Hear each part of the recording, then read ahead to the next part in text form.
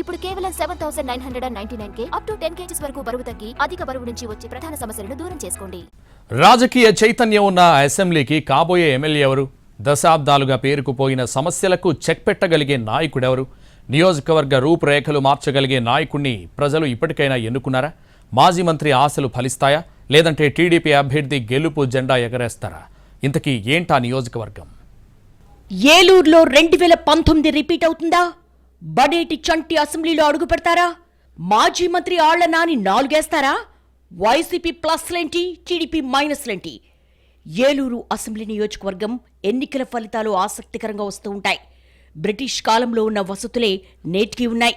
పేరుకే కార్పొరేషన్ అయినప్పటికీ మౌలిక వసతుల కల్పన అంతంత మాత్రమే. మాజీ మంత్రి ఆళ్ల నాని వైసీపీ తరపున పోటీ చేస్తుంటే తెలుగుదేశం పార్టీ నుంచి బడేటి బుజ్జి తమ్ముడు రాధాకృష్ణ బరిలోకి దిగారు.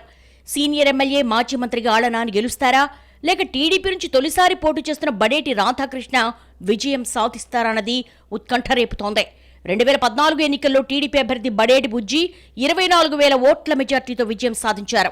2019లో ఆళ్ల నాని 4,000 ఓట్లతో విక్టరీ కొట్టారు. కొంతకాలం క్రితం బడేటి బుజ్జి మృతి చెందడంతో ఆయన సోదరుడు బడేటి రాధాకృష్ణను బరిలోకి దించింది టీడీపీ.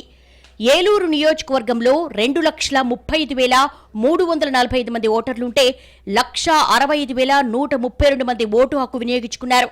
70.17% పోలింగ్ నమోదైంది. 1,12,426 మంది పురుష ఓటర్లలో 79,724 మంది ఓటు వేశారు. 1,22,872 మంది మహిళల్లో 85,393 మంది ఓటేశారు. తగ్గిన ఓటింగ్, పార్టీలో పెరిగిన అంచనాలతో ఎవరు విజయం సాధిస్తారన్నది ఆసక్తికరంగా మారింది. జిల్లాలోని అన్ని నియోజకవర్గాల కంటే ఏలూరులోనే తక్కువ పోలింగ్ నమోదైంది. నగరవాసులు ఓటేసేందుకు పెద్దగా ఆసక్తి చూపలేదు. ఈ ప్రభావం ఆ పార్టీపై పడుతుందనేది సస్పెన్స్ గా మారింది. ఆళ్ల నాని బలాలు పరిశీలిస్తే నియోజకవర్గంలో సీనియర్ నేతగా ఉండడం, సుదీర్ఘంగా రాజకీయాల్లో కొనసాగడం, వైఎస్ కుటుంబంతో సన్నిహిత సంబంధాలుండడం ఆయనకు ప్లస్ పాయింట్లు. దీనికి తోడు జగన్ చరిష్మా, స్థానిక నేతల చేరికలు కలిసొస్తాయని లెక్కలేసుకుంటున్నారు. 2004-2009లో వైఎస్ అండతో అసెంబ్లీకి ఎన్నికయ్యారు. సెకండ్ క్యాడర్ ఎదగకుండా నియోజకవర్గంలో తనకంటూ ఎదురు లేకుండా చూసుకున్నారు. మరోసారి జగన్ చరిష్మాను నమ్ముకునే విజయంపై ధీమాతో ఉన్నారు. 2014 ఎన్నికల్లో ఓటమి తర్వాత కనిపించకుండా ఉన్న ఆళ్ల నాని 2019 ఎన్నికలకు 6 నెలల ముందు ప్రత్యక్షమయ్యారు. 2019లో స్వల్ప మెజార్టీతో గెలిచి డిప్యూటీ సీఎంగా పనిచేశారు. మంత్రి పదవి వచ్చిన తర్వాత అందుబాటులో లేకుండా పోయారన్న విమర్శలున్నాయి. గడప గడపను సిల్లీగా తీసుకోవడంతో సీఎం ఆగ్రహాన్ని చవిచూశారు. చివరకు పార్టీ పెద్దల హెచ్చరికలతో బలవంతంగా గడప గడప చేపట్టారు. 3 సార్లు ఏలూరు ఎమ్మెల్యేగా, ఒకసారి మంత్రిగా పనిచేసిన పేదల ఇళ్లు, నగరంలో ట్రాఫిక్ ఇబ్బందులు, అస్తవ్యస్త డ్రైనేజ్, ఆక్రమణల తొలగింపు వంటి అనేక సమస్యలు పెండింగ్లోనే ఉన్నాయి. పార్టీలో పనిచేసిన కీలక నేతలు ఆళ్ల నాని తీరు నచ్చక ఎన్నికల నాటికి దూరంగా జరిగారు. ఈ ప్రభావంతో ఇప్పుడు ఎలాంటి పరిణామాలకు దారితీస్తుందో చూడాలి. సంక్షేమ పథకాలు అమలు, అసంపూర్తి నిర్మాణాలు మినహా ఏలూరులో చెప్పుకోదగ్గ పనులేమీ జరగలేదు. కీలక సామాజిక వర్గాల నుంచి వ్యతిరేకత ఉండడం, జూన్ 4వ తేదీన జరగబోయే కౌంటింగ్లో ఎలాంటి రిజల్ట్ ఇస్తుందో చూడాలి. మాజీ ఎమ్మెల్యే బడేటి బుజ్జి వారసత్వానికి కొనసాగింపుగా బడేటి రాధాకృష్ణ టీడీపీలో కీ రోల్ ప్లే చేస్తున్నారు.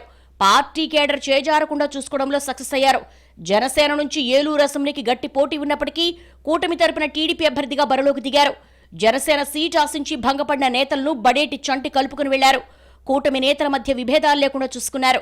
దీనికి తోడు నియోజకవర్గంలో టీడీపీకి మంచి పట్టుండడం, కష్టకాలంలో సైతం పార్టీని అంటిపెట్టుకుని పనిచేసే కేడర్ చంటికి పెద్ద అడ్వాంటేజ్. ప్రభుత్వంపై సహజంగా ఉండే వ్యతిరేకత, జనసేన బీజేపీ కలిసి రావడం, వైసీపీలో కీలకంగా ఉన్న కేడర్ టీడీపీ వైపు చూడడంతో ఏలూరులో టీడీపీ బలపట్టానికి ప్రధాన కారణమయ్యాయి. జనసేన బీజేపీ ఓట్లు బదిలీ అయ్యాయా అన్న అనుమానాలు వెంటాడుతున్నాయి. పార్టీలో కొందరు నేతల చిల్లర చేష్టలు టీడీపీకి మైనస్గా మారాయి. మాజీ మంత్రి ఆళ్ల నానిపై వ్యతిరేకత ఉన్నా అదంతా టీడీపీకి అడ్వాంటేజ్ అవుతుందా లేదా అనేది అనుమానంగా మారేలా చేశారు. మాజీ మంత్రి, కొత్త అభ్యర్థి మధ్య జరిగిన బిగ్ ఫైట్ లో ఏం జరగబోతుందనేది జూన్ 4న తేలిపోనుంది. ఏలూరు ఎమ్మెల్యేగా ఎవరు ఎన్నిక కాబోతున్నారో సస్పెన్స్ కు తెరపడనుంది. రిజల్ట్ ఎలా ఉన్నా రాజకీయంగా ఏలూరు అసెంబ్లీలో జరిగే పరిణామాలు పొలిటికల్ ట్రెండింగ్ లో ఉంటాయని చెప్పాలి.